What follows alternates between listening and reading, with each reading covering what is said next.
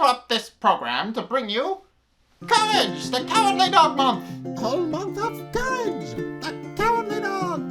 First appearing in 1996, it was picked up by Cartoon Network, who work in the middle of Burbank, and directed by cartoonist John Dilworth. Though many years have passed since the original air date, it's now time for Zack to celebrate this great show. Well, old sport, what do you think? Neat. Hey guys, Zack here, and welcome back to Courage Month. So we've actually got two new reviews for you guys. So we have the Curse of Shirley and Courage in the Big Stinkin City. So let's get into both of those.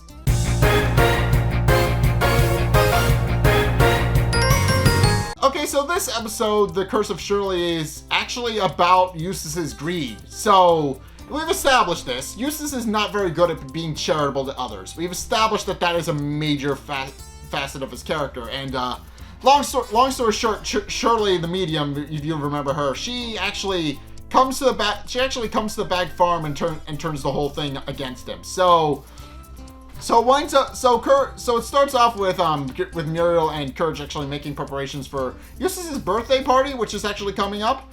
And Eustace is actually in denial about the fact that there's going to be a birthday party, pointing out that there isn't going to be one. And then to add insult to injury, he pops a balloon that Courage is blowing up for Eustace's party. So at which point there's a knock at the door and Shirley is revealed to be on the other end of it.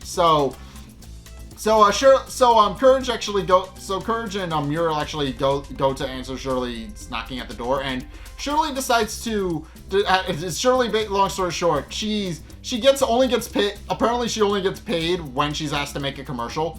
Otherwise she's a hobo. This episode establishes that she is otherwise a hobo. She lives in a caravan that travels to and from place to place, and she only ever gets paid when she goes to make a house call or anything else. So she actually comes to the bag farm and asks them to be charitable and give her part with anything that they can actually part with. So Muriel actually offers a fresh pie, a tea set, and some money from her purse. Which Shirley is actually happy about, and then Courage offers her a gold tooth that he has in this episode and then never again because he rips it out and gives it to Shirley. So yeah, which is very, very painful. Don't rip your teeth out, but I don't think that needs to be said, but it bears repeating. Don't rip your teeth out. But in case they both offer these gifts to Shirley, and Shirley asks what about Eustace, but so Muriel asks Eustace to come to the door and see if he can actually part with anything and give her anything charitable. And instead, Eustace just slams the door in her face, and the tea set and pie and everything else goes all over Shirley.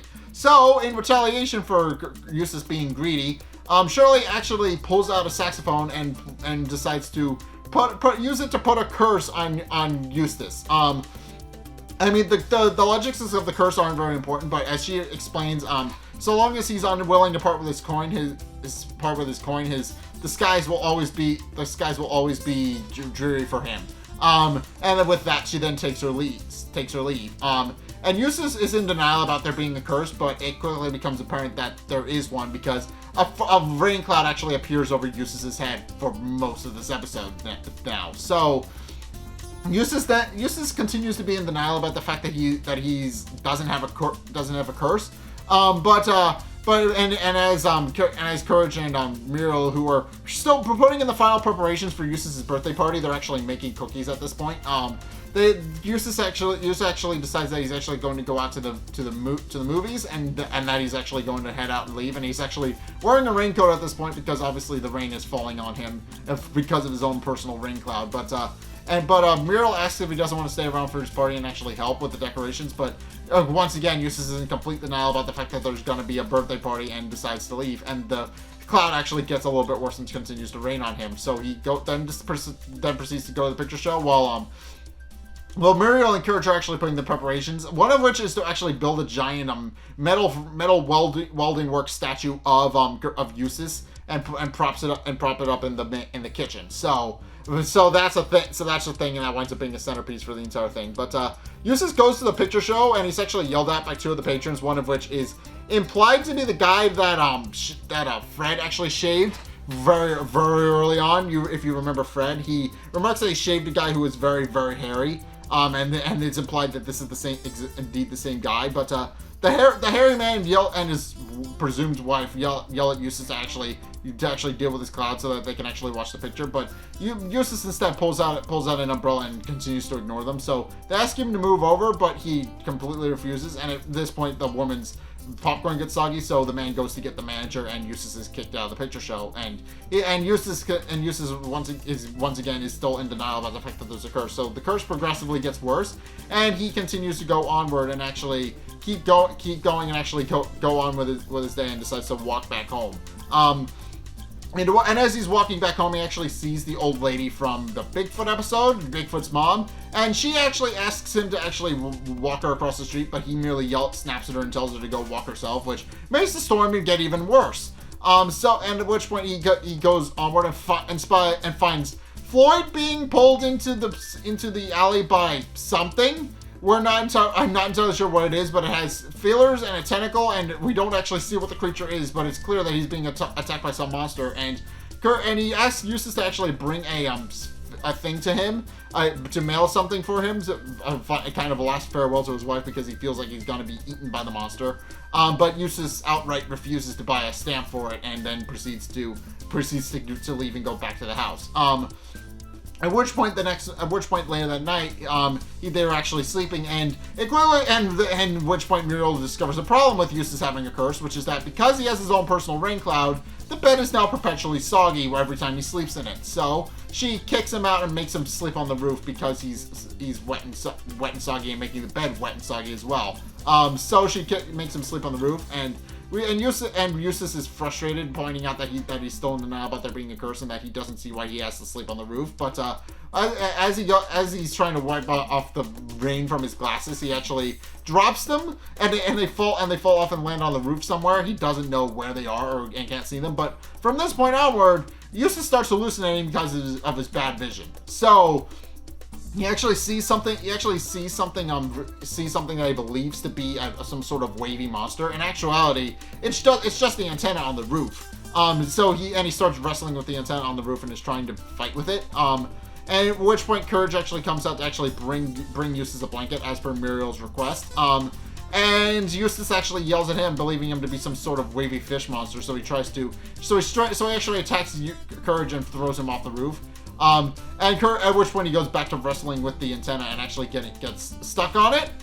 With Courage actually running inside to actually tell Muriel what's actually going on, and Muriel merely responds that she couldn't sleep, but so she decided to watch some TV, but responds that the TV is actually getting some bad reception, mainly in fact that Eustace is actually wrestling with the antenna and is currently stuck on it and hanging from it. And he proceeds to continue hanging from it up until late in the morning, where it's actually his birthday party. And Courage and Muriel have actually invited Dr. Vindaloo and Eustace's mom to actually come and celebrate his birthday party, since that is established to be some of the few friends they actually have. Dr. Vindaloo is obviously a close family friend because he's the doctor, and then his mom is Eustace, and then Ma Beg is there because obviously she's his mother. She's obligated to come, but Muriel becomes frustrated with the fact that Eustace isn't coming down for his own birthday party, and actually hollers up the stove, hollers up their fireplace to actually tell Eustace to actually come down and actually greet everybody for his birthday party. And Eustace hallucinates, believing it to be a snake, so he decides to pick up a board and start fighting with it, and he winds up going down the chimney because of that, which is a bit of cartoon physics as well, because this is an old chimney. This is an old stovetop chimney. This is a really old chimney with a metal fireplace. It is very old, and although it was brand new at the time the series actually came out, but he winds up falling. In any case, long story short, Eustace winds up falling down the fireplace and actually lands in the kitchen, where he frightens off Dr. Vindaloo and his mom because he's now covered in soot and looks like some sort of scary monster thing. So Muriel actually scolds Eustace for actually scaring them off and hands him a coaster and tells him to stand on it, since he's making the floor soggy as well. But Eustace actually begins hallucinating that Muriel is actually some sort of ogre-like monster. And actually gets into a wrestling match with her before picking her up and carrying her up the chimney, which freaks Courage out, and he realizes that Eustace is now too far gone if he's starting to hallucinate and is starting to attack people. So Courage, realizing that Shirley is indeed the cause behind the curse, decides to actually go and find her and actually figure out what she's actually he can actually do to help Eustace undo the curse. So he goes to Shirley in her caravan, and Shirley merely responds that there's nothing she can do, and that the only way she can actually get Eustace to actually let go of his problems and actually stop being greedy is to actually get him to see himself for who he truly is. So he hands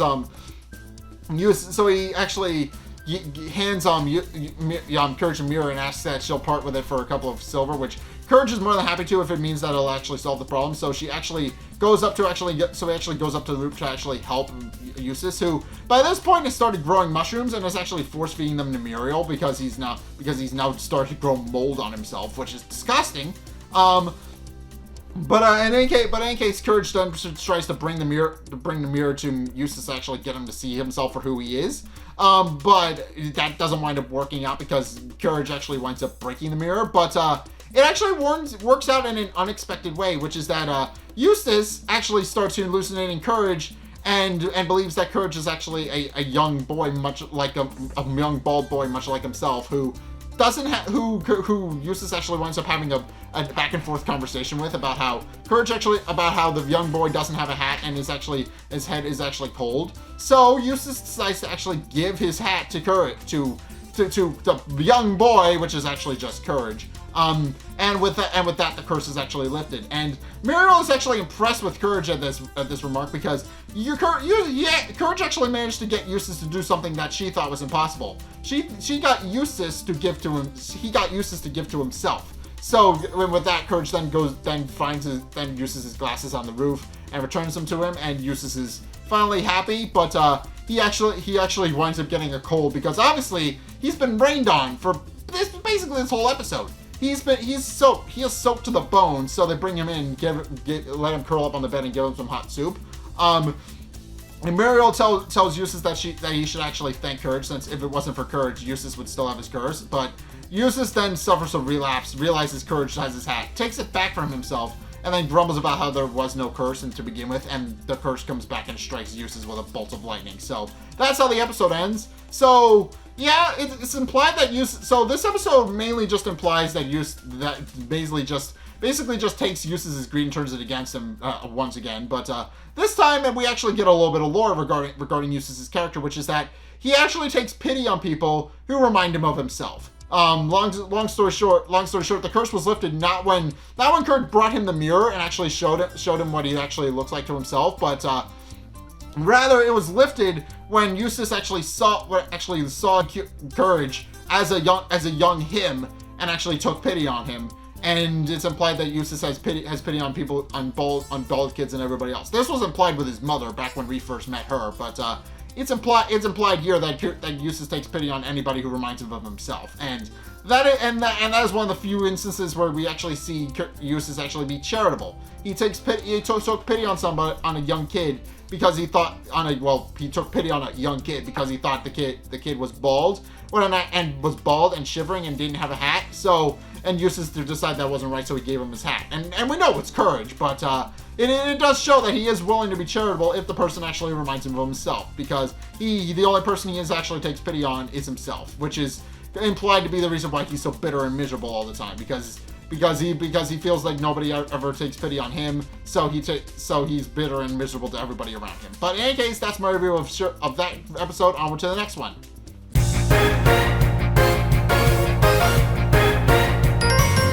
Okay, so this episode, Courage in the Big Stinking City, is actually about Muriel winning a contest, going to actually appear at the Radio City Theater, which is what I've been to once. That's a very big accomplishment. I should point out. I'm very proud of her. But in case, it starts off with Courage and with Eustace watching TV, and Eustace is just complaining about the fact that there's nothing on.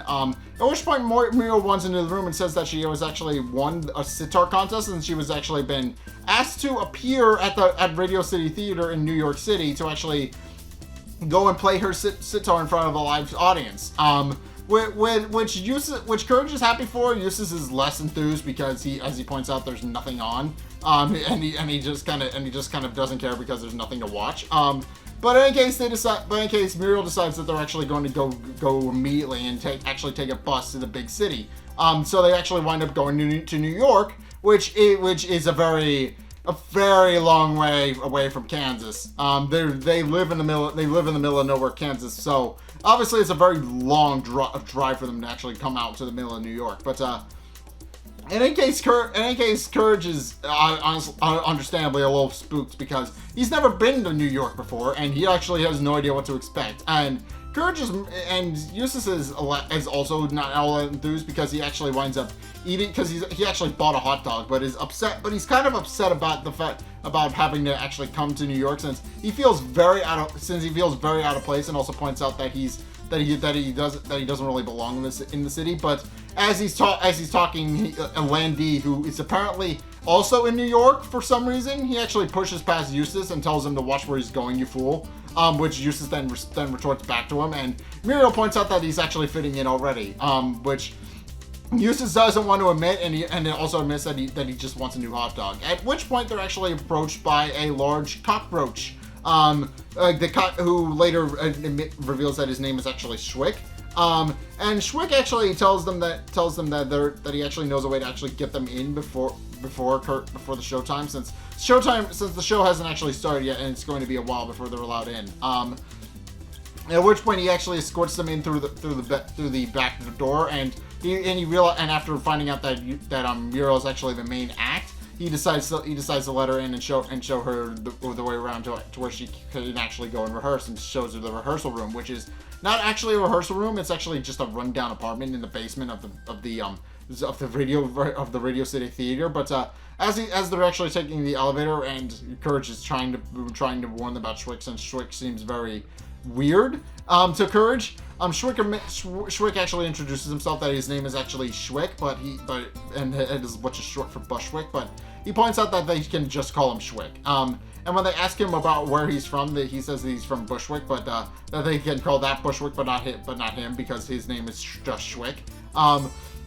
At which point Schwick actually lets them into a room which has a danger keep out sign on it, which Schwick flips over so that Courage stops freaking out. And he actually shows them a way around, showing them that it's very much full of bones. And it's very apparent that this is a very rundown, crappy apartment where bad things have happened, because there's the word "help" is written on the window. There's bones strewn everywhere. One of which is actually sitting upright in a chair, almost as if it was stripped clean, and then the guy was just left sitting there. And he actually decides to show them all around, and tells Muriel that she can actually practice her sitar there. But Eustace spies the TV in the corner and asks, "Hey, I can watch TV here, right?" And Schwick says that yes, indeed he can, and actually shows them that it actually has quite a few 2,000 channels, and that he can actually browse them to his heart's content. At which point Schwick actually pulls Courage to the side and asks him to run an errand for him.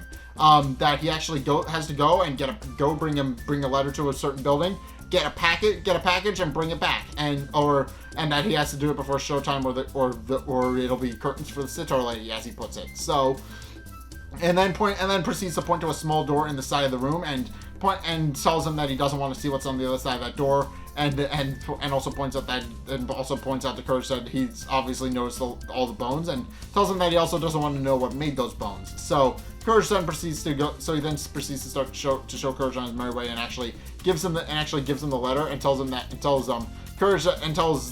Muriel that he actually sent Courage on an errand to actually go and pick up a coffee for him, which is a lie. And also, as Courage is leaving the room, Schwick actually hollers after him, "No cops!" And so Courage actually brings a letter, but he doesn't know where to start. And the first person to ask about what's going on is a cop, which Courage then screams at and runs away, which the cop finds suspicious and actually falls after Courage with. And it's at this point where Courage is actually trying to find a place to actually go to the building where he's supposed to go, and he actually spies Rat and Weasel's carriage, who are apparently and apparently Rat and Weasel are also in New York for whatever reason. So Courage winds up getting on their carriage, and they take him to the building where they need to go and drop him off at the building, which has demonic statues in front of it, and also is very decrepit and haunted looking. So Courage is a little, lets out a bit of a nervous laugh because he doesn't know what to expect. So he then proceeds to start climbing up the stairs, opening up several of the rooms, two of which are actually old movie references. One is a reference to Godzilla, one is a reference to Jaws, or I think it's Jaws, but and another is just but in any case, he arrives at the third room, which isn't as terrible, but just has a young woman playing a fiddle, but then she turns around and reveals that her face is actually quite terrifying because she's claymation in a 2D cartoon, which is supposed to be an uncanny valley thing, and Courage understandably freaks out. But eventually, he does find the room where he's supposed to go, and actually goes into the room to actually get what he needs. He actually knocks on the door. The person inside lets him in, and then the Courage actually parts away with a package, which is labeled as an evil package. So Courage then proceeds to leave and go and get on the subway to actually go and deliver the package, and the cop is revealed to have actually followed Courage to the apartment complex and is actually wondering what Courage is up to.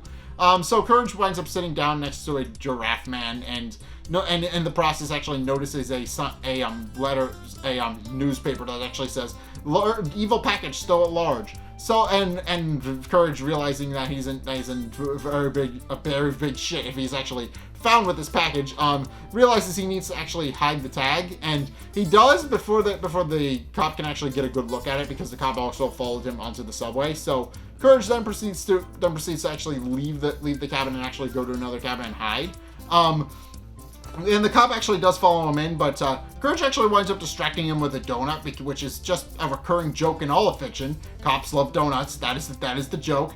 Everybody knows the joke. It has been made so many times. I'm pretty sure you would be able to pick it out of a movie, even if you've never seen the trope before. But in any case, Courage then proceeds to throw the donut out of the cabin, and the cop runs out as it stops. But he climbs back in through the window as it's moving, which is weird. But and Courage realizes he's not going to be able to shake the cop that way, so he then proceeds to run up to the very front of the train and tries to pull the front door open, which doesn't work. And while he's actually trying to pull the door open, the train conductor actually notices the evil package, recognizes that the evil package, freaks out and jumps out the window, which Courage realizes is probably bad. At which point the cop finally corners Courage, and Courage has to explain to him that the train actually has no driver. So which the cop actually proceeds to start panicking about, because he realizes that's bad. And in the process, while the cop is actually distracted, Courage manages to leap out the window and escape the train, but realizes that he actually probably shouldn't have done that, because he realizes that that the train is likely going to crash without a driver. So he leaps back in the train into the caboose of the train, and he actually climbs back onto the subway and continues to go and goes back to the front to actually try and figure out how to disarm it, only to discover that the train is actually nuclear powered and also automated, so Courage actually can't stop it. So he starts fiddling with the controls, and also throughout this entire sequence, there's actually several cutaways where Schwick and Eustace are actually arguing with each other about whether or not they're manlier than another. Boxers or briefs, they two argue first. And then Eustace also shows off his leg hair, and that it's longer than Schwick's, which Schwick is impressed by. But eventually, it winds up being 5 minutes to curtain, which Schwick points out is the deadline, and hopes that it'll actually be back soon. At which point the train actually plows through the apartment complex, and Courage winds up back there with the package, and merely responds that they can always count on Courage to do things. At which point Courage returns with the package, which is now a little messed up but still very much largely intact. At which point Schwick opens the package, only to reveal that what was in the package this whole time was a squeegee. That is it. Schwick was trying to clean the windows this whole time, because the windows obviously have the word help on them. But now Courage is actually bringing back the squeegee, which is messed up because of what Courage did. Because Courage wrecked a train, the squeegee actually got messed up as well. So Schwick decides to actually go to take his vengeance out on the family, and unlocks the door with the weird monster thing behind it, and states that nobody double crosses Schwick, and then proceeds to chase after Muriel and Courage as Courage picks her up and runs up the train. with Eustace being alone with the weird monster thing that we never actually see. And eventually, Courage arrives at the top of the train and sets Muriel down for her sitar performance, and she starts playing in front of the entire audience. And Schwick is about to corner them, which Courage then proceeds to panic about, only for the curtain to open, and the cop actually comes out with the Rockettes, which is really, really funny because he's just doing a kick line, and Schwick once again remarks, "Hey, no cops," but then he's kicked by the cop into a sousaphone, and the cop arrests him and carries him away. And with that, Courage and Muriel are actually able to finish Muriel's sitar performance, with Eustace, who has now been stripped to the bone by the monster, which again, we don't get to see because it just pops out the door and pops back in before anybody has noticed, and he's now just a skeleton. He remarks that even with the 2,000 channels, there's still nothing to watch, unaware that he's actually been stripped clean to the bone. So, yeah, this episode is kind of cool to me because it introduces Schwick, who's just kind of he's a cockroach, and he's just kind of one of those shady individuals that you kind of will meet in the big city. So yeah, that's kind of what the episode is, and this episode does have quite a few callbacks to previous things, so it is kind of neat for that reason. But I do like that. But this one is actually interesting to me personally because I've been to the Radio City Theater. I know how big a theater it is and how important a theater it is. And I'm kind of proud of Muriel for actually being able to actually perform at the Radio City Theater, albeit in a fictional universe where it didn't actually happen. But still, it's pretty impressive that she wound up at the Radio City Theater and was able to perform her sitar performance in front of millions of people. That is a very big thing. That's a very important thing, and I'm very proud of her. But in any case, that's my review of Courage the Cowardly Dog. And what did you guys think? Let's get a discussion going for both of these episodes down in the comment section down below. Or over on my Discord server, link in the description. Anyway, thank you guys so much for watching. If you enjoyed, be sure to like, comment, and subscribe. Also, be sure to follow me on Twitter in the description below. If you want to keep up with what's going on with the channel, then Twitter is actually the best way to do that. Just be sure to go check that out down in the description. And also, if you want to see more content from me, and also want to help support me, then you can actually support me by checking out my Patreon, by the way. The link is down in the description. It does help me out because obviously this is a very big project, and I would like for you guys to actually help and support me that way. But in case the other way you can actually help support me is by checking out my Twitch down in the description. I'm trying to get a milestone done, so if you guys want to help follow me over there, I need 50 people. Be sure to go check that out. And also just follow me over there in general because I'm streaming horror games to go along with Courage Month. So if you guys want to see those, again, link is down in the description. Be sure to go check those out. And also, finally, if you want to see more content from me as well, then be sure to check out the videos linked in the end screen. The top video is the most recent one. It may or may not be this one, and it may or may not be Courage related. Whereas the bottom video is the video recommended to you based on what you've already seen from me. So, if you want to try something new or see more of what you like, then be sure to check both of those videos out. But, regardless of whether or not you do any or all those things, thank you guys so much for watching. And until next time, I'll see you guys in the next video. Peace!